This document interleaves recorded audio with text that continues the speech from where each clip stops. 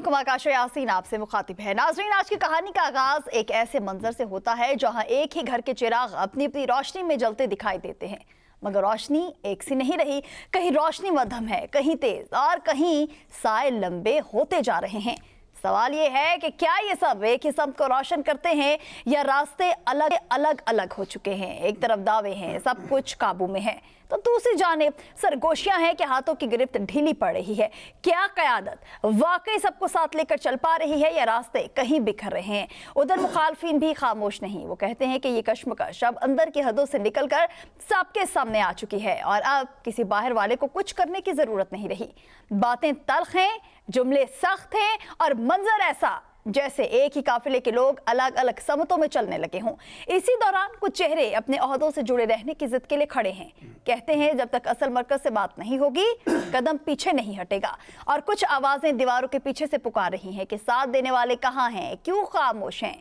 नाज़रीन, प्रोग्राम के दूसरे हिस्से में हम बात करेंगे। दुनिया की मंडी एक बेचैन समंदर बन चुकी है जहां हर लहर तेल की कीमत को ऊपर ले जा रही है। अमेरिका और ईरान के दरमियान बढ़ती कशीदगी ने रास्तों को तंग कर दिया और इन्हीं तंग रास्तों ने गुजरती सप्लाई अब लड़खड़ा रही है। आलमी बाजार में कीमतें मुसलसल ऊपर जाती नजर आती हैं, जैसे कोई दर्जा हरारत हो जो रुकने का नाम ही ना ले रहा हो। उधर पाकिस्तान में भी ये गर्मी साफ साफ महसूस हो रही है। वजीर आजम शहबाज शरीफ कहते हैं कि कीमतें हाथ से बढ़ चुकी हैं और जुमे को नए फैसले होंगे। क्या ये फैसले इस बोझ को हल्का कर सकेंगे जो आम आदमी के कंधों पर दिन ब दिन बढ़ रहा है। दूसरी तरफ शाहिद खाकान अब्बासी हुकूमती पॉलिसियों पर सवाल उठाते नजर आते हैं। कहते हैं सब दुरुस्त नहीं है। और इसी दौरान वजीर पेट्रोलियम अली परवेज मलिक एक और हकीकत सामने लेकर आते हैं कि हमारे पास ज़खायर ना होने के बराबर हैं। जी तो नाज़रीन, ये हैं हमारे टॉपिक और हमारे साथ हमारे एक्सपर्ट्स भी इस वक्त मौजूद हैं, जिनमें आतिफ भट्ट हमारा साथ देंगे और इसके साथ साथ हमें ज्वाइन करेंगी सायरा बानो, सरदार फैजान और डॉक्टर अली इमरान साहब। बहुत शुक्रिया आप सभी का वक्त देने के लिए। आतिफ भट्ट साहब, प्रोग्राम का आगाज सर मैं इस वक्त आपसे करना चाह रही हूँ। सर, हम देख रहे हैं कि इलेक्शन कमीशन की जानिब से भी बैरिस्टर गौहर को बतौर चेयरमैन तस्लीम करने से इनकार। फिर हम देख रहे हैं कि शेर अफजल मरवत के भी जो मुख्तलिफ बयानात हैं वो हमारे सामने हैं। एक सवाल है मेरा मासूम सा, आई थिंक सो इस वक्त सभी का होगा आपसे, बैरिस्टर गौहर की क़यादत को अब तक आपने कैसा पाया है? क्या कमी थी, क्या होना चाहिए था जो नहीं है? आकाशा, सबसे पहले तो आपका बहुत शुक्रिया। आप अगर बैरिस्टर गौहर के साथ पर्ची चेयरमैन लगा लेते हैं तो वो उस हद तक ठीक था कि वो सिर्फ एक पर्ची के जरिए या इमरान खान के नामजद करना है और उसके लिए चेयरमैन का जो इलेक्शन हुआ जिसको इलेक्शन कमीशन की जानिब से नहीं माना गया, लेकिन पीटीआई के इस वक्त वो चेयरमैन है। जो चेयरमैन की जिम्मेदारियाँ होती हैं वो आज तक वो निभा नहीं पाए। चेयरमैन जो होता है वो पूरी पार्टी के अंदर जो इख्तलाफात होते हैं और जो मुख्तलिफ चीज़ें चल रही होती हैं उसके ऊपर अपने अहकामात सादर करता है। बाज़ जगह पर उनको अपने जो यूनाइट होने के लिए वो कहा जाता है, लेकिन बैरिस्टर गौहर की ग्रिप जो है इस हवाले से पार्टी के अंदर इतनी ढीली है कि जो पार्टी की जो ओहदेदारान है, सेक्रेटरी जनरल है, सेक्रेटरी इन्फॉर्मेशन है या बाकी जितनी भी लीडरशिप है, वो कोई उनकी बात सुनने को तैयार नहीं है। दूसरी बात है कि वहाँ पर अगर आप पार्लियामेंट में चले जाएं तो पार्लियामेंट के अंदर इनकी बात को जो एमएनएज हैं वो भी सुनने को तैयार नहीं। पार्टी के कहने को तो पार्टी के चेयरमैन है, लेकिन उनकी जो वैल्यू है वो शायद किसी क्या कहते हैं ना, चौकीदार जो होता है वो उसके बराबर हो। ये पार्टी के चौकीदारी मैं इनको कह सकता हूं, क्योंकि इन्होंने अभी तक पार्टी को मुनज़्ज़म रखने के लिए किरदार उस तरह अदा करने की कोशिश नहीं की। और दूसरी बात है कि कोई इनको चेयरमैन मानने को तैयार नहीं है। इधर सलमान अकरम राजा साहब हैं जी, वो ऑल इन ऑल हैं, अपने आप को समझते हैं वो। उनका जो उनका बरास्ता, जिस रास्ते से वो पीटीआई में आए हुए हैं और जिस रास्ते से उनको सारे इख्तियारात मिले वो हैं इमरान खान की फैमिली, अलीमा खान और उनकी जो बहनें हैं, उसके जरिए उनको उनमें भी अब इख्तिलाफ नजर आता है। उनमें इख्तिलाफ की वजूहात जो है वो भी बयान करूंगा।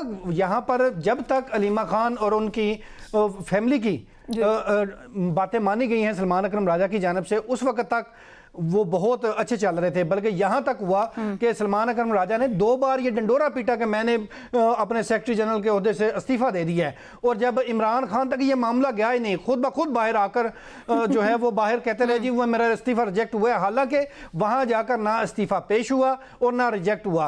और अलीमा खान जो है उनका मुकम्मल तौर पर जो है वो साथ देती रही। ये जो पार्टी में आए और पार्टी के अंदर जो उनको ओहदे मिले वो सारे अलीमा खान की बदौलत मिले हैं। और अब जो जो सलमान अकरम राजा है, एक तो वो पार्टी में किसी को कुछ समझते नहीं है, और पार्टी के अंदर अगर कोई इख्तलाफ करता है तो उसको निकाल बाहर फेंकते हैं। वो समझते हैं कि शायद जो चेयरमैन है वो खुद हैं, हालांकि वो पार्टी के चेयरमैन नहीं है, वो बैरिस्टर गोहर है। और ये बैरिस्टर गोहर की कमजोरी है कि वो अपने पार्टी का जो सेक्रेटरी जनरल है उसके जो बाकियों के साथ मामलात है उनको हल करने की बजाय या सेक्रेटरी बतौर चेयरमैन जो किरदार अदा करना होता है वो नहीं कर पा रहे। और कभी कहा जाता है हर एक अलग सोशल मीडिया सेल है, और वो जो जिससे नाराज होता है उसके पीछे जो है वो सोशल मीडिया को लगा दिया जाता है। कभी बैरिस्टर गोहर का चेयरमैन, कभी बैरिस्टर गोहर का इस्तीफे की बात होना शुरू हो जाती है, कभी बात शुरू हो जाती है। यहाँ पर पार्टी है इस वक्त वकीलों के पास, और इनको भी पता है कि हमने इलेक्शन सही तरीके से नहीं कराए। जो एक इलेक्शन कमीशन का प्रोसेस है उसको अडॉप्ट नहीं किया गया, क्योंकि इलेक्शन कमीशन में आज भी असद उमर और जो सैफुल्लाह नियाजी हैं उन्होंने करस्पॉन्डेंस करनी है इलेक्शन कमीशन के साथ इलेक्शन के लिए, जो इन्होंने नहीं की। इन्होंने नए लोगों को लाकर वो कोशिश की, और वो जो पार्टी का पिछला आइन होता है उसी के तहत उसको आगे लेकर चलना होता है। लेकिन ये कोई ऐसा मामला नहीं हुआ। इलेक्शन कमीशन को जो बताने का रास्ता या करस्पॉन्डेंस या जो भी इंफॉर्मेशन देनी थी वो सैफुल्लाह नियाजी जो है वो दे सकते थे, आज भी पीटीआई के साथ हैं, लेकिन उनसे ये काम नहीं लिया जाता। एक नाराजगी में जो उन्होंने एक बयान दिया था 9 मई की, जो मजम्मत की थी, उस वजह से पार्टी के लोग उनसे नाराज हैं और उनसे वो खिदमात नहीं ली गई। हालांकि ये कानूनी तरीका हो सकता है, ये कवानीन के माहिर ये खुद कवानीन की धज्जियां उड़ा रहे हैं, और ये खुद चाहते थे कि ये पार्टी जो है वो इसी तरह जो है वो लंगड़ी लूली होकर चलती रहे, और उनकी दुकान जो है वो चमकी हुई है। अभी भी डॉक्टर अली इमरान साहब हमारे साथ मौजूद हैं। इनके जो इख्तलाफात हैं दिन ब दिन बढ़ते हैं, कोई कम करने वाला नहीं है। बल्कि सबसे ज़्यादा इख्तलाफात जो लास्ट टाइम जो इमरान खान ने एक जो पॉलिटिकल कमेटी का इख्तियार दिया सलमान अकरम राजा को, उन्होंने पिक एंड चूज करके अपने लोगों को लाए, और जो बड़ी बड़ी क़यादत थी, जो मरकजी रहनुमा थे, उनको खुले लाइन कर दिया। अली इमरान साहब से मैं सवाल ये भी करूंगा कि मुझे बताएं कि जो आपके पार्टी के सेक्रेटरी जनरल है, बड़े मायानाज वकील हैं, उनकी क्या जो है वो वकालत या उन्होंने क्या जो उनका वो रिजल्ट जो है वो सामने आया है कि पार्टी के इतने बड़े ओहदे जो है वो दिए गए, और जो केसेस में उनकी कारकर्दगी जो है वो क्या रही है, वो इस हवाले से डॉक्टर अली इमरान साहब भी बता सकते हैं। मैं भी बताता हूं कि जब से ये पीटीआई के वकील भी हुए हैं उसके बाद से अभी तक इनकी कोई कारकर्दगी नहीं है, जीरो, कोई केस नहीं जीते। लेकिन इसके बावजूद पार्टी अगर बात कर ली जाए कि जो पार्टी है पीटीआई, इसमें जितने भी लोग हैं इस वक्त, जो भी क़यादत मौजूद है सर, वो वाकई कोई भी उसमें ऐसा नहीं लगता जो इस काबिल था जिसको वो ओहदा जो है वो मिल गया। बहुत शुक्रिया आतिफ भट्ट साहब, इस पर आपका पॉइंट आ चुका है। सायरा जी, जिस तरीके से आतिफ भट्ट साहब ने भी बात की है कि बहुत सी बातें सलमान अकरम राजा जो है जब वो सुनते रहे लीमा खानम की, तो तब तक हालात जो है वो बेहतर थे। जब उन्होंने कुछ बातें जो है वो मानने से इनकार किया तो उसके बाद जी सलमान अकरम राजा जो है वो भी बुरे हो गए हैं। सो क्या समझते हैं कितनी सदाकत हो सकती है इस चीज़ में? और उसके साथ साथ सलमान अकरम राजा ये कह रहे हैं कि जब तक बानी पीटीआई से मेरी मुलाकात नहीं हो जाते तब तक मैं ये ओहदा नहीं छोड़ूंगा। अस्सलाम वालेकुम आकाशा। आतिफ भट्ट साहब तो सहाफी हैं, वो तो अंदर की खबर भी निकाल कर ला सकते हैं, तो मेरा कोई ऐसा जरिया है नहीं कि जो वो बिल्कुल अंदर की खबर निकाल कर लाऊं। लेकिन थोड़ा सा तज्जिया ये है कि कुछ लोग हैं जिनसे राब्ता है, खैर वो तो नहीं, कुछ 3-4 लोग हैं जो बयानियां बनाते हैं, फिर वो थोड़े मुझे पता चल जाता है। तो आजकल पता चला कि कोई बात हुई तो अलीमा खानम की मुखालफत में बयान बनाया गया, जो कि कल मैंने आपको बताया भी था जी, कि हम जाएं तो ऐसे कहा जाता है, नहीं जाएं तो ऐसा कहा जाता है। तो उन ऐसे हजरात की गुफ्तगू से मैं अंदाजा लगाती हूँ कि जो वो बोलते हैं उसका जो उलट होगा वो सही होगा। तो क्योंकि ये बयानियां बनाते हैं ना, मुख्तलिफ लोगों से बातें करके उनके दिमाग में फीड करते हैं कि देखें हम कितने उसमें टेंशन में रह रहे हैं, कितनी हमें सारी चीजें वो दी जा रही हैं। भाई ये तमाम हालात का इन सबको अंदाजा था और होना भी चाहिए। कोई सलमान अकरम राजा साहब कोई वो कहते ना कि मुल्की हालात पे, तमाम सियासतदानों के केसेस पे, तमाम चीजों को बहुत अच्छे तरीके से जानते हैं। हम ये नहीं कह सकते कि वो नए आए हैं या उनको पाकिस्तान का नहीं पता या चीजों का नहीं पता, कि जिस वक्त जब इन सब लोगों के जो भी नाम है, जब ये नहीं तमाम चीजें अपने सर पे ले सकते थे या बोझ उठा सकते थे इस बयानिए का, तो इनको वो उस इलेक्शन के से पहले या बाद में अलग हो जाना चाहिए था जी। इन्होंने खान के नाम पर वो कहते हैं कि सीट्स भी ली, फिर ज़ाहिर वो तो नहीं आए, बाकी लोग भी असेंबली तक भी पहुंचे, तो वो ना अवाम का मुकदमा लड़ सके ना अपने लीडर का मुकदमा लड़ सके। कि चले पार्टी में कुछ लोग होते हैं कि वो कानूनी मामलात संभालते और जो भी सारा वो चीजें थी, 10 चीजें तो अभी ऐसी हुई हैं कि वो सोशल मीडिया वालों ने उनको बताई जी। कि 1-2 केसेस थी, अच्छा भी इसके ऊपर ये हुआ था, माजी में ये हुआ था, तो ये सब सत्तू पी के सो रहे थे। अब मैं इनके क्या तज्जिया करूं? एक तरफ वो कहते हैं कि ऐसे ओहदे पे मैं लात मारता हूं, इसको वो करता हूं, फिर दूसरी तरफ के खान से मुलाकात हो, तो फिर उसके बाद ये तमाम चीजें हो। एक खिचड़ी बनी हुई है। और अभी आपने पूछा तो मैंने बता दिया, वरना मैंने इसके ऊपर बात नहीं करी। सायरा बानो, एक सवाल ये है कि ये जिन्होंने ओहदे लिए हुए हैं, जिन्होंने सीटें ली हुई हैं, इन सब की कारकर्दगी को आप कैसे देखती हैं? आप माजी में पीटीआई की इत्तेहादी भी रही हैं, आपकी जमात जो है। जी जी, 0/0।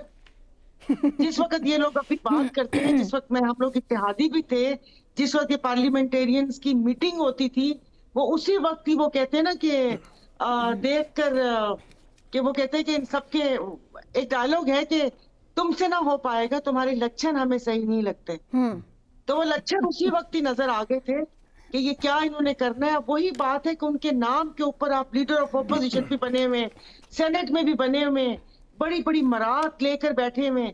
चले वो तो जो कहते हैं ना कि दूसरी पार्टी से आए, उनकी मैं बात नहीं कर रही। ऐसे ऐसे नाम जो हमने सुने भी नहीं। जी। और उसके बाद वो कहते हैं ना कि आके वो असेंबली में भी बैठ गए, और फिर उसके बाद ये तमाम चीजें।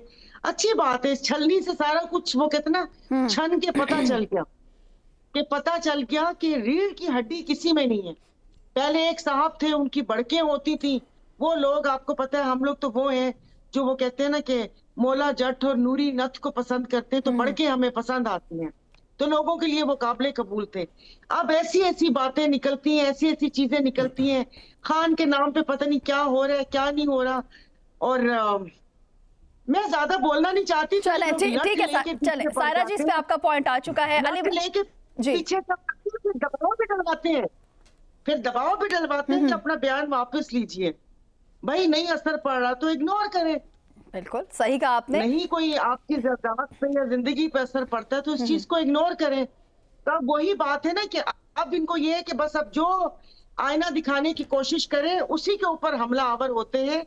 अपने ये करतूत सही नहीं करते कि हम क्या कर रहे हैं। और उनकी बहनों ने सही कहा, फिर ना उनके भाई के नाम पे वोट मांगो, ना उनके भाई के नाम पर ओवरसीज से तुम लोग अपनी वो हिमायत मांगो। और ये भी ना हो कि सूबे में करप्शन इस नाम से करो कि जी फीसें देनी है और ये करना है। फिर ये भी नहीं करो, जो करना है अपने बलबूते पे करो, पार्टी छोड़ो, साइड पर हो, फिर पता चलेगा कितने या अडयाला के बाहर आओ या पार्टी छोड़ो। एग्जैक्टली, या ये ओहदे छोड़ो या आप अडयाला के बाहर आओ। ये मुतालिबात जो है अलीमा खान की जानिब से हमेशा किए जाते हैं। डॉक्टर इमरान साहब, जिस तरीके से हम देख रहे हैं कि आतिफ भट्ट साहब ने बात की कि सलमान अकरम राजा जो है वो जब तक अलीमा खान की बातें जो है वो मानते रहे तो तब तक वो बहुत ही सही रहे हैं। अब जब वो बातें नहीं मान रहे तो तब जो है वो उनके लिए बहुत ही ज़्यादा बुरे हो गए। सबसे पहले हम देखते हैं सर शेर अफजल मरवत साहब जो है वो खिलाफ होते हैं अलीमा खान के, फिर हम देखते हैं अलीमिन गंडापुर साहब के भी कुछ बयान आते हैं। अब ये वाला जो मामला ये भी आपके सामने है, लेकिन उसके साथ साथ आप लोगों के लिए एक ये न्यूज़ है कि शेर अफजल मरवत जो है वो इस वक्त ये कह रहे हैं कि अलीमा बीबी की बात जो है वो 100% दुरुस्त है। अगर आप एक बार 10,000 लोग जो है वर्कर्स जो है अडयाला जेल के सामने खड़े कर देते हैं और ये अमल 2 से 3 मरतबा दोहराते हैं तो तीसरी बार खान से मुलाकात जरूर हो जाएगी। एक मशवरा है, आपको क्या कहेंगे इस पर? बिस्मिल्लाहिर्रहमानिर्रहीम। देखिए, जो लोग पार्टी के अंदर नहीं हैं और बाहर से बैठ के बयानबाजी करते हैं, मैं तो यही समझता हूँ कि उनकी तनकीद बनती नहीं है। अगर वो इतने कैपेबल होते हैंडल करने के लिए तो वो आज पार्टी के अंदर बैठे होते। खैर, अब बात कर लेते हैं कि पार्टी के अंदर जो अलीमा आपा जो बात कर रही हैं, देखिए अलीमा आपा जो है वो खान की फैमिली है और मैं ये समझता हूँ कि खानदान से ज्यादा, बहन भाइयों से ज्यादा कोई शख्स आपकी परवाह नहीं कर सकता। और इसमें बड़ी क्लैरिटी है इस चीज के अंदर कि बहनों को अपने भाई का दुख है और होना भी चाहिए। और जिस स्टैचर के वज़ीर आज़म इमरान खान लीडर हैं, वो सिर्फ ना कि पाकिस्तान बल्कि उम्मत मुस्लिमा के भी एक बहुत बड़े रहनुमा हैं। जिस तरीके से आपने देखा कि पाकिस्तान के साथ साथ पूरी दुनिया में उनकी एक फैन फॉलोइंग है और लोग उन्हें पसंद करते हैं और वो जाने जाते हैं। अब देखें, पाकिस्तान तहरीक इंसाफ वज़ीर आज़म इमरान खान साहब को क्रेडिट जाता है कि उन्होंने ना सिर्फ अपनी पार्टी के अंदर बल्कि पूरे पाकिस्तान के अंदर लोगों को ये शौक दिया कि जहां आप ये समझें कि आपकी बात जो है वो जायज है और सुनी जानी चाहिए, तो आप उसका इजहार करें। जी। तो आज पार्टी के वर्कर या अलीमा आपा पार्टी के बारे में जो भी कह रही हैं, मेरे ख्याल से ये उनका जमहूरी हक भी है, और बहन होने के नाते उन्हें उन्हें इस चीज़ की शदीद दुख और तकलीफ भी है कि उनका भाई और हमारा लीडर जो है वो आज कई महीनों से आंख के इस मर्ज में मुब्तला है, और उनकी 85% जो आंख का विजन है वो भी चला गया। लेकिन तरीकाकार ये हो सकता था कि बजाय हम यानी पाकिस्तान तहरीक-ए-इंसाफ इन सारी चीज़ों को देखिए, इख्तिलाफ ज़रूरी है। जहाँ जमहूरियत होती है वहाँ इख्तिलाफ होती है, इख्तिलाफ होता है। जी। अगर वज़ीर-ए-आज़म इमरान खान साहब ने ये पार्टी के वर्करों को ये शऊर दिया कि अगर आप लीडरशिप की किसी बात से इख्तिलाफ करते हैं तो उसका जो है वो बरमला इजहार करें आप। लेकिन अब इस पे थोड़ा-सा मैं समझता हूँ कि हमें मुझे तरीकाकार पे थोड़ा-सा हो सकता है, मैं खुद वर्कर हूँ, तो मैं वर्करों की बात को हमेशा आगे रखता हूँ।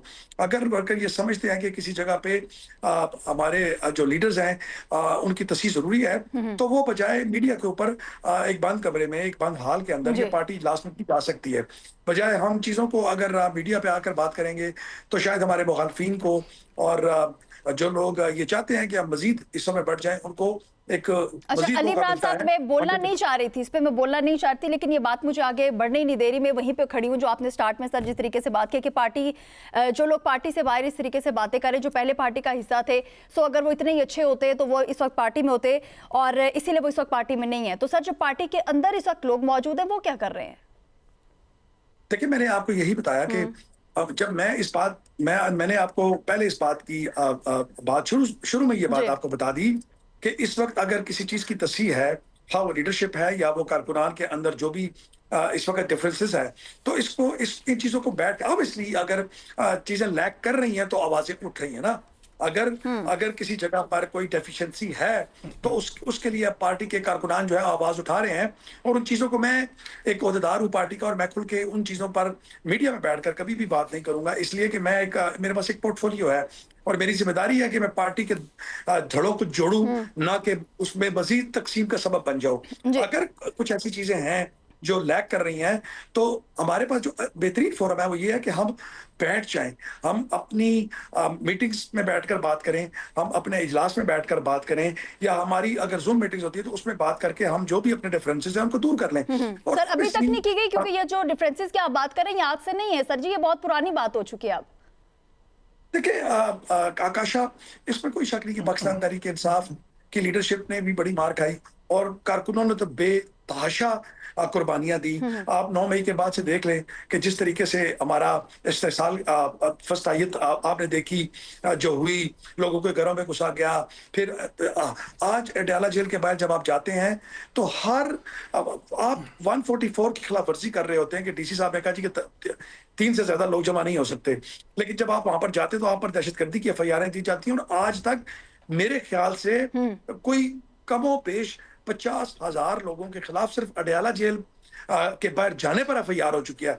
कोई 50-60 लोग जो होते हैं वो मालूम होते हैं, और 300 से 400 लोग जो है वो नामालूम उस FIR में दर्ज कर दिए जाते हैं, और वो FIR कोई ऐसी वैसी FIR नहीं होती, वो दहशतगर्दी की 780A की FIR होती है, जो इंसदाद दहशतगर्दी की अदालत में जिसको ट्रायल भी होना है और जमानतें भी वहां से होनी है। डॉक्टर साहब, मैंने इसी हवाले से एक सवाल किया था आपसे कि सलमान अकरम राजा साहब ने कितने केसेस लड़े हैं, कितने जीते हैं, उनकी कारकर्दगी क्या है, और इस वक्त उनके पास पार्टी का एक बड़ा ओहदा है, हर एक से लड़ाई करके बैठे हुए हैं, और जब बात आती है तहरीक की तो वह कहते हैं जी महमूद खान अचकज़ई जो भी फैसला करेंगे। महमूद खान अचकज़ई क्यों फैसला करेंगे?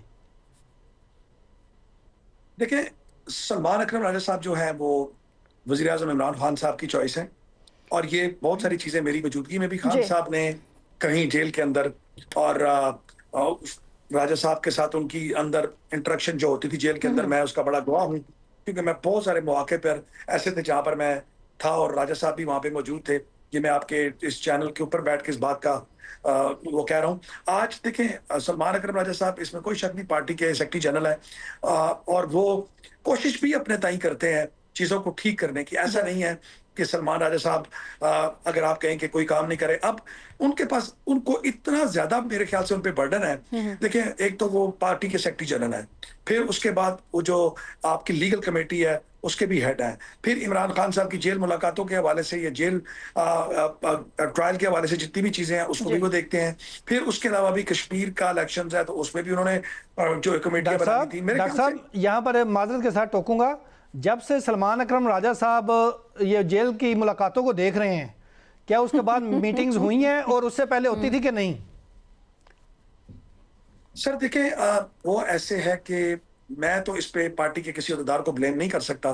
सिंस इस वस्तायत को मैं 9 मई के बाद से देख रहा हूँ, और राजा साहब के बनने से पहले भी मतलब राजा साहब को 8 फरवरी 2024 के इलेक्शन के फौरन बाद पार्टी के जो है वो सेक्रेटरी जनरल नामजद कर दिए गए थे, तो उनके बनने के बाद भी मुलाकातें होती रही हैं और बीच में रुक जाती थी। लेकिन मैं जेल कोऑर्डिनेटर की बात कर रहा हूँ। जी सर, जेल में जो कोऑर्डिनेशन इस हद तक थी कि उन्होंने नाम भेजने थे सुपरिटेंडेंट ऑफ अडयाला जेल, जिनकी अप्रूवल होकर आनी थी और फिर उन लोगों ने मिलना था।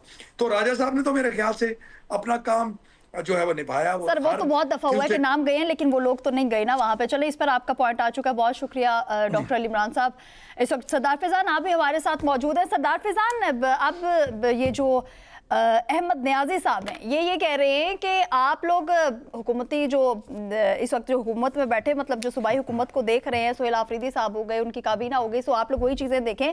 अब हम कोई लॉन्ग मार्च जो है स्टार्ट करने की सर ये बातें कर रहे हैं, और इसके साथ साथ अहमद नियाजी और इमरान खान की बहनों की तरफ से एक लॉन्ग मार्च की कॉल जो है वो भी 8 मई को हमारे सामने आई है। कुछ ऐसा भी सुनने में आ रहा है, कुछ आवाजें आपको भी सुनाई दी हैं इस हवाले से, या सिर्फ हम तक है? और क्या समझते हैं कि जो मौजूदा क़यादत है वो इस वक्त भी बहनों का साथ देगी, और ये जो लॉन्ग मार्च की बातें हो रही है इसमें हमें शिरकत करते दिखाई देगी?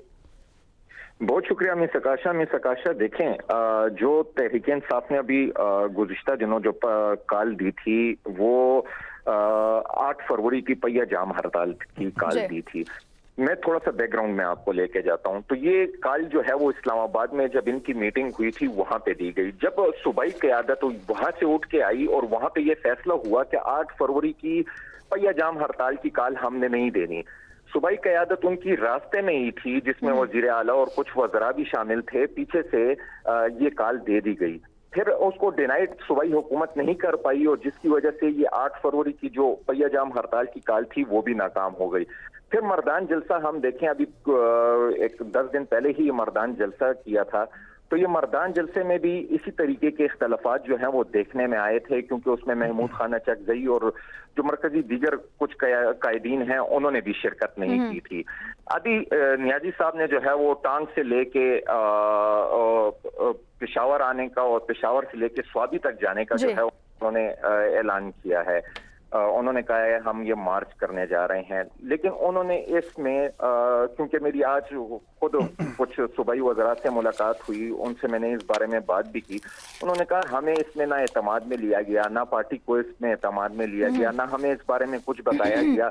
बाद में ये लोग मैं किसी का नाम नहीं कोट करूंगा, लेकिन उन्होंने ये कहा कि बाद में यही लोग कहेंगे कि हमें खैबर पख्तूनख्वा पुलिस ने किडनैप किया या गिरफ्तार किया और उसके बाद हमें पंजाब पुलिस के हवाले कर दिया। कहते हैं इस तरह पहले भी ये इस किस्म के स्टंट जो हैं वो कर चुके हैं, लेकिन हम इनको मना नहीं करेंगे। जो बंदा जो कुछ करता है, क्योंकि नियाजी साहब का ताल्लुक जो है वो मियाँ वाली से है, कहते हैं मियाँ वाली से ही क्यों ये लॉन्ग मार्च जो है वो नहीं शुरू कर रहे।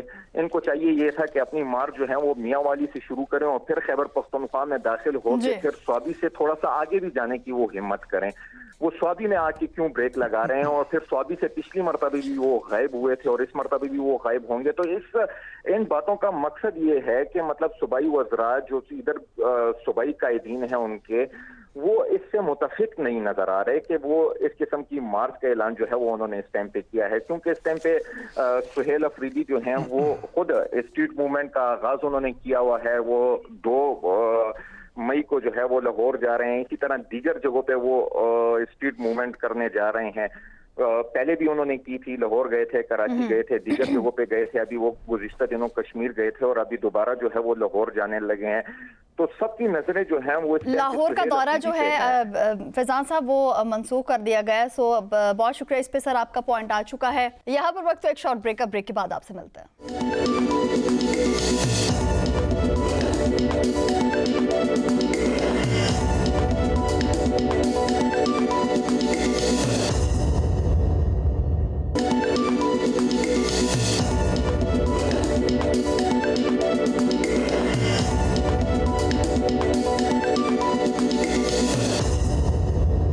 Welcome back. एक मरतबा आपको फिर खुशामदीद कहेंगे। नाज़रीन, वज़ीर आज़म शहबाज शरीफ के मुताबिक जंग से पहले पाकिस्तान का हफ्तावार जो तेल का बिल था वो $300 मिलियन था, जो अब बढ़कर $800 मिलियन जो है वो हो चुका है। सो जुम्मे तक और भी कुछ सख्त किस्म के फैसले जो हैं वो प्राइम मिनिस्टर की जानिब से हो सकता है कि किए जाएँ। सो परेशान नहीं होना आप लोगों ने। आतिफ भट्ट साहब, जहां इन्होंने ये थोड़ी सी नहीं, एक बहुत बड़ी जो बुरी खबर है एक आम आदमी के लिए वो दी है, साथ ही अवाम के लिए घर का एक ख्वाब आसान जो है बना दिया प्राइम मिनिस्टर ने। वज़ीर आज़म अपना घर प्रोग्राम का आज से आगाज़ हो चुका है और 25 लाख से 1 करोड़ तक का कर्ज जो है वो मिलेगा। सो आप अपना घर का जो ख्वाब है वो भी पूरा कर सकते हैं। लेकिन उसके साथ साथ ये जो पेट्रोलियम मसनूआत की कीमतें जो आलमी मंडी में बहुत ही ज़्यादा बढ़ गई हैं, सो यहाँ पर भी बढ़ जाएंगी, ये भी बता दिया गया है। आकाशा, सबसे पहले तो बहुत शुक्रिया। ये जो आलमी मार्केट में नो डाउट कि इस वक्त जो कीमतें हैं वो बढ़ रही हैं। इस वक्त भी जो अगर बैरल अगर कीमत देखी जाए तो वो 114.52 इस वक्त फी बैरल जो है वो कीमत है डॉलर्स में। और जब ये पाकिस्तान आता है ट्रैवल करके तो उसके ऊपर भी सारे अखराजात आते हैं। तो नो डाउट कि कीमतें इस वक्त आलमी सतह पर जो है वो बढ़ रही हैं। लेकिन अगर आवाम को रिलीफ देना है तो वो दिया जा सकता है। वो कैसे दिया जा सकता है? वो ऐसे कि जो कीमत है इसके तमाम अखराजात अगर वो डॉलर्स में वो कर लें तो वो तकरीबन बन जाते हैं 120-121 अरब डॉलर फी बैरल जो है वो हमें ये पेट्रोलियम मसनूआत मिल सकती है। और उसके बाद इसकी जो कीमत है वो 212, 213 या 210 रुपये जो है वो होती है। उसके बाद ये आगे टैक्सेस जो हैं वो सारे लागू हो जाते हैं, जिसको पेट्रोलियम लेवी कहते हैं, GST या डीलर मार्जिन, फ्लाम मार्जिन, ये तमाम मुख्तलिफ किस्म के टैक्स मिलाकर ये तकरीबन 150 से ज़ायद जो है ये चला जाता है। तो पेट्रोलियम मसनूआत की कीमतों में ये रिलीफ आवाम को दिया जा सकता है। लेकिन हुकूमत अगर आवाम को रिलीफ देना चाहे, इस वक्त भी अभी जो एक हमारे वज़ीर पेट्रोलियम है उनकी जानब से ये बयान दिया गया कि हमारे पास जो स्ट्रेटेजिक ज़खायर के लिए जो है वो उसका कोई बंदोबस्त ही नहीं है। तो मैं यहाँ पर अपने जो नाज़रीन हैं उनके पहले ये खबर शेयर कर देता हूँ कि ये हुकूमत जो है वो कमर्शियल जो ज़खायर हैं उसके ज़रिए चल रही है और इनके पास सिर्फ एक दिन का ज़ख़ीरा करने का स्ट्रेटेजिक ज़खायर जो हैं वो मौजूद हैं और 30 दिन के ज़खायर सलाहियत बनाने के लिए सैकड़ों मिलियन डॉलर्स जो हैं वो इनको चाहिए। और इस हवाले से ये इकदाम भी उठाया गया था माजी में। पेट्रोलियम डेवलपमेंट लेवी आपने सुना होगा, उस वक्त ये अवाम के ऊपर जो है ना ये सरचार्ज लगाया गया, जिसको बाद अज़ा जो है वो अदालत की जानब से उसको सुप्रीम कोर्ट की जानब से और PDL जो है उसको ख़त्म कर दिया गया। लेकिन फिर हुकूमत की जानब से एक नया फार्मूला निकाला गया, डेवलपमेंट को हटा दिया, पेट्रोलियम लेवी की मद में अवाम से पैसे लिए जाते रहे और अब ये दोबारा राग अलाप रहे हैं कि हमें इतने डॉलर चाहिए, इतने डॉलर चाहिए और डॉलर मांगना शुरू हो गए। इसको अभी तक इन्होंने जो गुज़श्ता 2 बरस हैं इसमें 2590 अरब रुपए पेट्रोलियम लेवी की मद में जो है वो वसूल कर लिए हैं आवाम से, जिसके ये जो स्ट्रेटेजिक ज़खायर बनाए जाने थे ये उसी की मद में ये सारे जो है वो टैक्सेस जो है वो नाफिज किए गए। अब 1 साल के अंदर 1220 अरब रुपए और ये जो अभी 6 माह गुजरे हैं इसके अंदर इन्होंने 1234 अरब रुपए जो है वो कर लिए हैं और 18 सालों में इन्होंने 14,000 अरब रुपए पाकिस्तानी अवाम से इकट्ठे कर चुके हैं। लेकिन ये रकम कहाँ गई है? कोई नई रिफाइनरी लगाई गई है, कोई नया पेट्रोलियम मसनूआत का ज़ख़ीरा बनाया गया है और ये आखिर ये हज़ारों अरब की रकम जो है वो गई कहाँ है? ये हुकूमत इस पर जवाब नहीं दे रही। और अब आवाम को ये जो दिखाया जाता है कि जो आलमी मंडी में पेट्रोल महंगा हो गया, इस जुम्मे को भी इन्होंने पेशगी बता दिया कि पेट्रोल जो है वो पेट्रोल और डीजल जो है वो और अभी महंगा होने जा 50 रहा से है। 60 बताया जा रहा है, पहले भी ऐसे किया था कि 50 से 60 बता के आकाशा, उन्हें 140 बढ़ा देते, तो यही डर और खौफ है कि अब क्या करेंगे ये लोग। आकाशा, अगर अवाम को बड़ा आसान सा फार्मूला ये बता दिया देता हूं कि जो ब्रेंट ऑयल है वो आलमी मार्केट में जो उसकी कीमत होती है जो हम खरीद करते जी। हैं, उसमें जो उसके ट्रेवलिंग चार्जेस या जो पोर्ट तक आने के जो चार्जेस हैं आगे रिफाइन होने तक, वो $7 जो है फी बैरल पे लगा लेते हैं, तो ये $121 पे जाता है। इसी एक बैरल में होते हैं 159 लीटर। अगर अवाम इसको खुद डिवाइड करेगी तो उसको पता चल जाएगा कि ये कैसे पेट्रोल की ओरिजिनल कीमत क्या है जो रिफाइन होने के बाद पेट्रोल उधर तक जाता है, पंप्स तक जाता है या जखीरा जहां पर किया जाता है, उसके बाद ऊपर इसके सरचार्जेस कितने हैं, कितने टैक्सेस जो है वो अवाम अदा कर रही है, पता चले कि हम 80% जो है वो टैक्सेस अदा करें जो इसकी ओरिजिनल कीमत है उसके ऊपर। क्या लगता है अवाम इतनी अवेयर है कि उनको ये तमाम तर चीज़ें जो हैं, डेफिनेटली सर सोशल मीडिया का दौर है, बहुत सी चीज़ें नज़र से भी गुजरती हैं, सो अवाम जो है बाखूबी इन चीज़ों का उनको अंदाज़ा भी है। सायरा जी, वज़ीर पेट्रोलियम जो है उन्होंने खदशा जाहिर किया कि अगर IMF से रियायत ना मिली तो लेवी में 55 रुपये तक का इजाफा करना पड़ सकता है। अब ये चीज़ समझ से बाहर है कि IMF हमें इजाज़त नहीं दे रहा, IM की तरफ से कोई इजाज़त नहीं है जिसकी वजह से ये कीमतें जो है वो बढ़ाई जा रही हैं, या दूसरी चीज़ है कि आलमी मंडी में जो तेल की कीमतें हैं उनके बढ़ने से कोई ताल्लुक है जो यहाँ पे भी कीमतें बढ़ाई जा रही हैं। ये चीजें समझ से बाहर है, कोई कुछ कह रहा है, कोई कुछ कह रहा है। आकाशा, आई एम सॉरी, आपको किसने बोला कि हम एक आजाद मुल्क हैं? जिस मुल्क की मुईशत ही किसी की गुलाम हो कि उनके कहने के ऊपर यहाँ पर गरीबों के ऊपर टैक्सेस लगे और चीजों की कीमतें और तमाम चीजों को तयन हो, आप उसको क्या एक आजाद हुकूमत समझते हैं? मुझे समझ नहीं आती कि इस औरंगजेब साहब को लाया क्यों किया कि जिस वक्त सारी बातें हमने IMF की माननी है तो उनको इतनी इमरजेंसी में लाकर एक दिन में पाकिस्तानी शहरियत देने की जरूरत क्या थी कि जब सारी चीजें उनकी। अभी ये आतिफ भट्ट साहब ने पूरी तफसील से बता दिया और ये भी बताया कि 14,000 अरब डॉलर इन 18 सालों में हमारी जेबों से निकले हैं। फिर आपने पूछा कि वो गए कहाँ? वो इनकी अयाशियों पे गए हैं। वो जो आप और हम डॉन लीक्स, पैनामा लीक्स और ये तमाम चीजें सुनते हैं कि जो वहां पर अरबों डॉलर की दुबई में कभी जायदाद निकल आती है, कभी लंदन में फ्लैट्स निकल आते हैं, कभी पेरिस में इनके महल निकल आते हैं, तो वो यही तो लूटी हुई दौलत है। फिर उसके बाद वो भारी पत्थर लेकर परसों अपनी वो शक्ल लेकर आ जाएंगे जिसको 12 कहती हूँ कि हम नहीं देखना चाहते। एक वो कहते ना कि अजीब से खुशामदी से इंसान आ जाएंगे कि दिल पे पत्थर रख लिया, मरने वाला था मगर मुझे CPR दे के जिंदा किया, लेकिन मैं तुम लोगों के ऊपर ये टैक्सेस लगा रहा हूं। जो 77 सालों में एक पड़ोसी मुल्क से पाइपलाइन बिछाकर वो यहां से तेल नहीं ले सके, मुझे पता है आप गुलाम वाला फिक्रा काटेंगी, तो गुलाम ना हुए तो हम क्या हुए कि जो हम अमेरिका की एक वो कहते ना कि अबरू के इशारे के ऊपर हम लोग काम करते हैं, मैं अपने आप को आजाद समझूं। अभी दोबारा वीडियोस आ रही हैं, आपके प्रोग्राम में बात हुई थी कि 150 और 200 के दरमियान इन्होंने बलोचिस्तान में उसको वो कर दिए, लीगल कर दिया हुकूमत की तरफ से कि आप ईरानी पेट्रोल इस्तेमाल कर सकते हैं। हमारे पास भी वही रहा है, लेकिन नाम उसका वो नहीं है, तो मुझे बताएं कि हम कहां जाएं। ये पैसा इनके ऊपर, आप इनके काम देखें, आप इनकी मरात, आप इनकी तनख्वाहों का बढ़ाना देखें, आप यहाँ पर 500 एकड़ पे फिल्म सिटी बनाना देखें, आप इनकी अयाशियों के लिए जहाज लेना देखें, उसके बाद ये तमाम इनके प्रोटोकॉल चीजें। मेरा बस अब मैं सिर्फ इस वक्त बात कर रही हूँ मैं अपनी जात के लिए, क्योंकि मैं अफेक्ट हो रही हूँ, मैं आवाम की बात नहीं कर रही, ना मुझे उनकी बात करनी है, क्योंकि वो आवाम सत्तू पीकर सोई हुई है। ये जितना भी सारे क्राइसिस आ रहे हैं, इससे हम जैसे जो मिडिल क्लास है सबसे ज्यादा वो इफेक्ट हो रहे हैं। ये लोग तो ना आवाम में उठते हैं, ना बैठते हैं, ना अपने हलकों में जाते हैं कि इनको वहां पर पता चले कि कौन सी वहां पर वो कहते हैं ना कि मुसीबतें लोगों के ऊपर पड़ी हुई है, जीना मुहाल हुआ है। बिल्कुल। अब एक अजीब सी कशमकश हो गई है। उससे पहले आपने कहा कि जी हमें लूट के वो एक खुशामदी से इंसान, मैं नहीं बोलूंगी, उनका नाम नहीं लूंगी, यही बोलूंगी मैं कि अब वो कह रहे हैं कि 1 करोड़ रुपए दे रहे हैं घर के लिए कर्जा। जी आशा जी सायरा जी, सही कहा आपने। नॉर्मल तमीज से बात नहीं कर पा रही कि इनको मैं गरेबान से घसीट कर लाऊं और इनको बोलूं कि जो सीमेंट की बोरी 1500 से 1700 रुपए का एक बैग है, जो एक ट्रॉली रेती की है वो 45,000 की है, वैसे ही ईंटें हैं। ये बनाकर तो दिखा दे मुझे, ये एक 5 मरले का घर बनाकर दिखा दे मुझे इतने पैसों में। मैं क्या कहूं, कोई तमीज से बात हो नहीं सकती, और जाहिर है फिर इतना काटना पड़ेगा और फिर कहेंगे कि ये औरत होकर ऐसी जुबान इस्तेमाल कर रही है। अब इनके लिए ना अच्छे अल्फाज हैं, ना मेरी जुबान में से वो अच्छे अल्फाज निकलते हैं।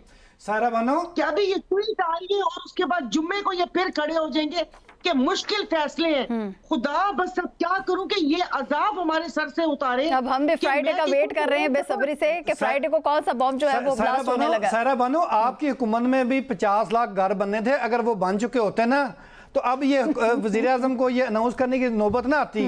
और दूसरी बात है, आपने मोहम्मद औरंगजेब की तो बात कर ली है, ये हफीज शेख की बात नहीं की गई, और जो शौकत तरीन साहब हैं उनकी बात नहीं आपने की। आप तो ऐसे कह रहे हैं कि मेरी हुकूमत के उस हुकूमत में ये हिस्सा था। यही दरबारी आजकल आधे मफरूर हैं और आधे बड़के मारते हुए साइड पर हैं, यही लोग थे सब। और जिस वक्त इन्होंने 3.5 साल मिले थे ना, कोई रिफॉर्म्स लेकर आते, किसने बोला था कि किसी का पल्लू पकड़ के आप लोगों ने ये काम करने हैं? और वो अभी वीडियोस वगैरह देखी है, उन घर का इफ्तिताह भी हुआ था, फिर ये हुकूमत आई और उन्होंने वो चीज खत्म कर दी है सारा।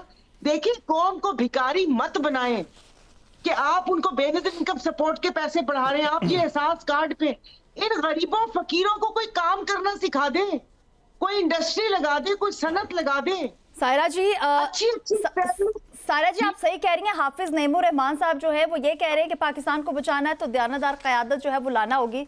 सो मुझे लगता है कि आप इस वक्त बहुत ही ज्यादा, सायरा जी आप बहुत ही ज्यादा अवाम के साथ सिंसियर मुझे नजर आती हैं, अवाम की बात करती नजर आती हैं, पाकिस्तान की बात करती हैं। सो आपसे दयानतदार आई थिंक सो इस वक्त कोई हो नहीं सकता। सो आ जाएं ताकि मुल्क के हालात थोड़े से स्टेबल हो सकें। मुल्क के हालात, मैं बार बार कहती हूँ कि हर इदारे को तेजाब से गुस्ल की जरूरत है। आप क्या समझती हैं कि इस FIA में जो लगे हुए और जो पुलिस में लगे हुए, जो अभी सारे जो भी इदारे हैं, इनके होते हुए कोई तब्दीली ला सकता है? जी, कोई भी तब्दीली नहीं ला सकता। इस अदलिया के निजाम को सबसे पहले तो इस ब्यूरोक्रेसी को लगाम डालनी है कि जो वो कहते हैं ना कि बाबू बने हुए होते हैं, सारा इल्जाम मोस्टली 70% इल्जाम सियासतदानों पर, मगर पीछे करता धरता ये है। गोरे अंग्रेज तो चले गए मगर उनके बने हुए कानून पे हम लोग अमल कर रहे हैं। ब्यूरोक्रेसी, कौन सी ब्यूरोक्रेसी? किस ब्यूरोक्रेट ने कि वो कहते हैं ना कि डाक खाने को TCS के मुकाम तक पहुंचाया है, या किसने, कौन से मुझे बताया ना बेहतरी क्या आई है? उनकी जिंदगियों में बेहतरी आई है, उनके बच्चे बाहर हैं, वो रिटायरमेंट के बाद जाते हैं, बाबुओं को प्लॉट भी मिल जाता है।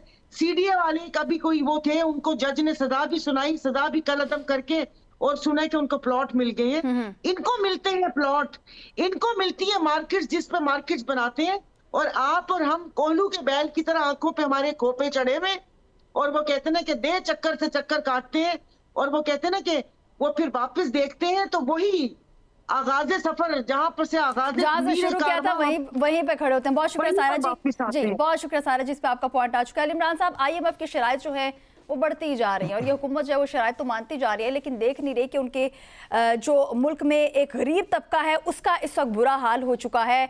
बहुत से बच्चे ऐसे हैं जो स्कूलों से बाहर हैं, जो कि मजदूरी करने पे मजदूरी कर रहे हैं इन भी हालात में, और इसके साथ साथ हम देख रहे हैं कि हालात इस हद तक बदतर हो चुके हैं कि एक आम आदमी का सर्वाइव करना बहुत ही ज़्यादा मुश्किल हो चुका है इस वक्त। सर, उसके साथ हम ये देख रहे हैं कि अमेरिका ईरान जंग बंद होती है तो नज़र नहीं आ रही, मतलब ये जंग बंद होती है हमें नज़र नहीं आ रही है, हमें अपनी तैयारी करनी चाहिए। विफाकी वजीर पेट्रोलियम ने खतरे की एक और घंटी बजा दी है, 50 से 60 रुपए की बातें तो की जा रही हैं, लेकिन लगता है कि 100 से ज्यादा बढ़ेंगी। क्या कहेंगे इस पे? बिस्मिल्लाहिर्रहमानिर्रहीम। आपके दोनों सवालों का जवाब देने से पहले मैं एक और बम जो है वो आज आपके सर पर फोड़ना चाहता हूँ। आकाशा, तो जरा अपनी सीट बेल्ट जरा बांध लें। पहले आप हमारे सरों पर IPP के कैपेसिटी चार्जेस थे जी। मैं आपके नाजरीन के लिए जरा इसको आसान करने लगूं, जरा आपने सब्र से सुनना है। IPPs का मतलब होता है इंडिपेंडेंट पावर प्रोड्यूसर्स जी जी। वो बिजली घर जो हुकूमत ने बनवाए, वो एक यूनिट बिजली पैदा नहीं करते, लेकिन हर साल उनको सैकड़ों अरब में जो है वो पेमेंट की जाती है। ये मैं आम आदमी की समझ के लिए बता रहा हूँ। अब आए आज गुज़िश्ता कुछ दिनों पहले जी। नून लीग के एक वजीर हैं अली परवेज मलिक, जो एनर्जी के वजीर हैं, जी। तो उन्होंने एक और बम फोड़ा और एक और कट्टा खोल दिया बेसिकली। उन्होंने कहा जी कि अब हम एलएनजी के ऊपर भी कैपेसिटी पेमेंट पे कर रहे हैं, यानी एलएनजी आए ना आए आप हर महीने $15 मिलियन पे कर रहे हैं। जी। यानी ये हुआ कब? ये हुआ भी नून लीग के दौर में। और वजीर कौन थे? शाहिद हकान अब्बासी। इक्तिसादी राब्ता कमेटी जो थी उसके चेयरमैन थे इसहाक डार, जी। और वजीर आजम थे हमारे महबूब कायद नवाज शरीफ। तो इन्होंने बिजली की तरह एलएनजी का भी एक वायदा किया जो आज अवाम के सामने आ रहा है कि आप एलएनजी आए या ना आए आपने $15 मिलियन हर महीने देने हैं, और आज तक $3 अरब पे हो चुके हैं। मुझे तो ऐसा लगता है कि हम शरीफ खानदान को भी कैपेसिटी पेमेंट कर रहे हैं, यानी वो काम करें या ना करें, हमने उनकी अयाशियां, उनकी मरात, बैरून मुल्क दौरे और लंदन के अपार्टमेंट जो खरीदने हैं वो कैपेसिटी पेमेंट है। यानी ये कोई काम नहीं करेंगे। एलएनजी और फिर आईपीपी, और आईपीपी में भी देखें कि आईपीपी जो बिजली घर लगे हैं उसमें सबसे ज्यादा जो हिस्सा है वो शरीफ खानदान का है। यानी टोटल जो 100% आईपीपी है उसमें से 28% के मालिक ये हैं, और फिर कुछ 20 से 25% वो लोग जो इनके करीब तरीन थे, फिर कुछ 16% जो है वो पीपल्स पार्टी थी। तो आप अंदाजा लगाएं कि अभी तक मेरे ख्याल से आईपीपी को कुछ 6000 अरब के करीब पेमेंट हो चुकी है, और अभी भी 2000 अरब के करीब मेरे ख्याल से पेमेंट होनी है। तो ये तो थी कहानी इस पेट्रोल की और इस एनर्जी की, इस बिजली की और इस एलएनजी की। अब मैं आता हूं आपकी सवाल की तरफ कि अभी नया बम देखें, आतिफ भट्ट साहब ने बड़ी डिटेल्ड के साथ आज आपका जो पेट्रोल था उसको बड़े खूबसूरत तरीके से एक्सप्लेन किया कि एक जो क्रूड ऑयल है उसकी कीमत कितनी है, फिर उस पर कितने टैक्सेस लगते हैं, और आपकी गाड़ी के टैंक तक पहुंचने तक उसकी कीमत कितनी होनी चाहिए, लेकिन ये हुकूमत कितनी हमसे वसूल कर रही है। देखिए ये जितने भी लेवी टैक्स है, ये लेवी टैक्स होता क्या है? ये फेडरल टैक्स होता है, और ये लेवी टैक्स इसलिए बनाया जाता है कि इसमें सूबों को हिस्सा न दिया जाए। और आप देखें कि इस लेवी टैक्स की मद में कितने बुरे तरीके से इस अवाम को क्रश किया जा रहा है। और आज इस मुल्क के अंदर ये जो लोग इक्तदार में बैठे हैं, देखिए आकाशा, मैं बार बार ये कहता हूं कि अवाम बाहर नहीं निकलती। जैसे सारा जी ने भी कहा कि अब हम बार बार अवाम का रोना रहते हैं, लेकिन ये अवाम सत्तू पीकर वाकई सोई हुई है। हम पिछले 9 मई से लेकर आज तक इनको कहते हैं कि हमारे लिए ना निकलो, अपने हुकूक के लिए निकलो। आज इस खित्ते में बिजली सबसे महंगी पाकिस्तान को मिलती है। इंडिया में आज भी पाकिस्तान में 20 से 25 रुपए का यूनिट है, बांग्लादेश में आज भी तकरीबन 30-35 रुपए का यूनिट है।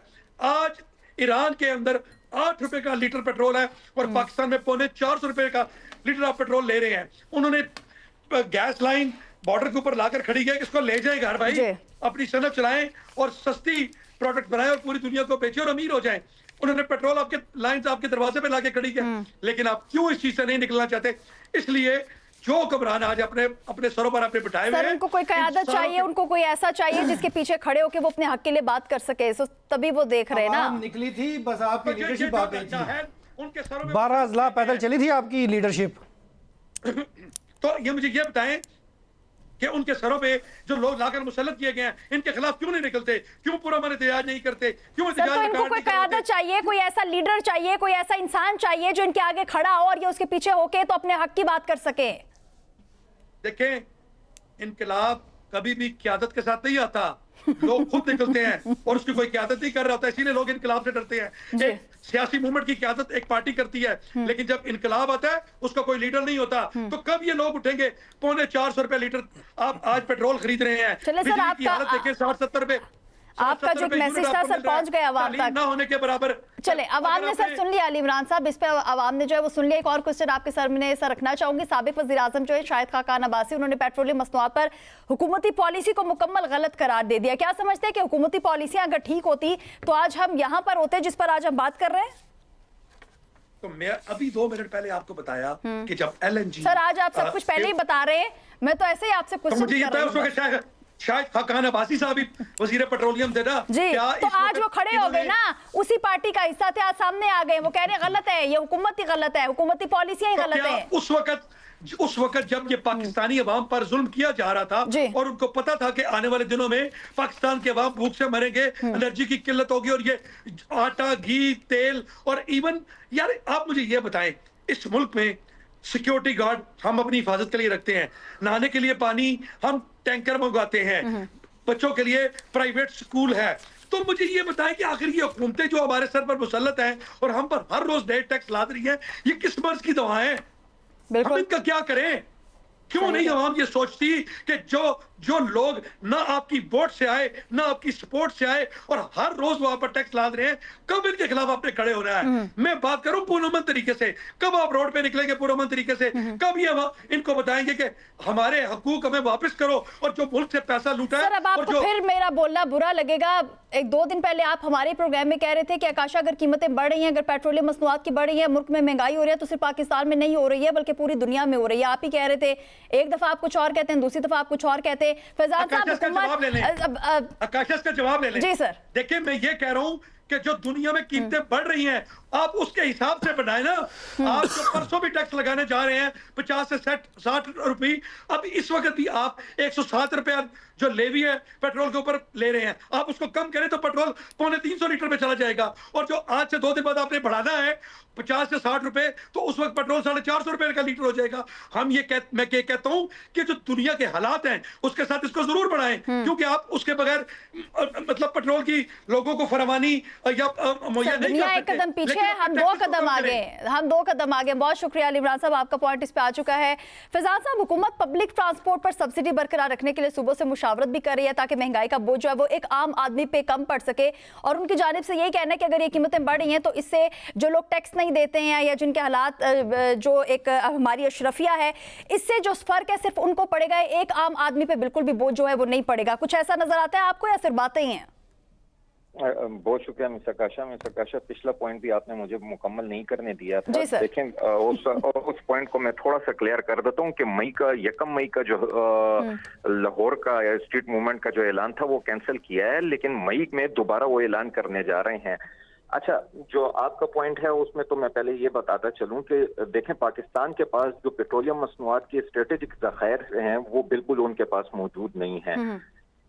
इसी वजह से जो है वो पेट्रोल जब आलमी मंडी में महंगा हो रहा है उसके तमाम असरात जो है वो पाकिस्तान पे भी पड़ रहे हैं। और अपना होम से 20 मिलियन बैरल तेल जो है वो रोजाना गुजरता था, जिसमें सऊदी अरब का जो है वो 10 मिलियन बैरल तेल था, यूएई का 3 मिलियन बैरल तेल जो है वो यहाँ से गुजरता था, और पाकिस्तान जो है वो 90% ऑयल जो है वो गल्फ ममालिक से खरीदता था। 40% उसमें जब से ये जंग जो है वो शुरू हुई है 40% इजाफा जो है वो पाकिस्तान में देखने में आया है, जिससे सिर्फ महंगाई की शिद्दत सिर्फ मशरिक वस्ता नहीं बल्कि इसमें पूरी दुनिया को जो है अपने लपेट में लिया हुआ है, और इसके जो दबाव है वो सदर ट्रंप पे भी है।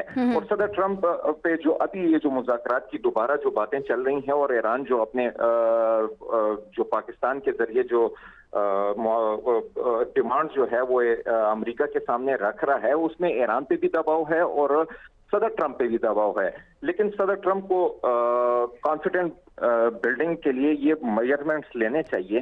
खैर, अभी जो आपका सवाल है कि हुकूमत जो है वो पब्लिक ट्रांसपोर्ट पे जो सब्सिडी है उसका ऐलान करने जा रही है या उस पर गौर कर रही है। अगर आप देखें जो पब्लिक ट्रांसपोर्ट है उसमें जितनी भी अगर मैं पेशावर की बात करूं तो पेशावर में बीआरटी चलती है। बीआरटी पे जो बसेस हैं उस पे जो लोड है, जब से ये पेट्रोल महंगा होना शुरू हुआ है तो उसमें बसेस की तादाद जो है वो बहुत ज्यादा कम हो गई है। लोगों को घंटे अपने स्टॉप पे खड़ा होना पड़ता है क्योंकि उनको बस में जगह नहीं मिलती। फिर हुकूमत को साथ में उसकी बसेस भी जो है वो इजाफा करना चाहिए।